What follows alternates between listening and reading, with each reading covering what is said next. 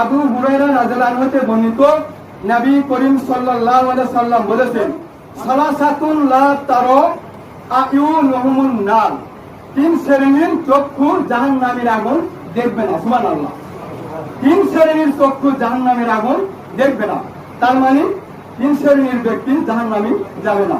সুবহানাল্লাহ।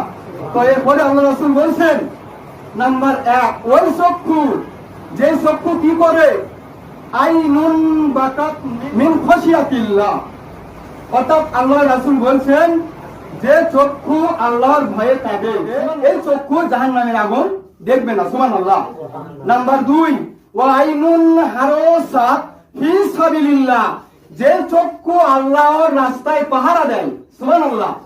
যে চক্ষু আল্লাহর রাস্তায় পাহারা দেয়, জাগে, যেই দুই চক্ষু আল্লাহর রাস্তায় জেগে থাকে, পাহারা দেয়, দিন প্রতিষ্ঠার জন্য বা দিনের হেফাজতের জন্য যে চক্ষু পাহারা দেয়, এই দুই চক্ষু, এই চক্ষু ওয়ালা ব্যক্তি জাহান্নামে যাবে না। সুবহানাল্লাহ।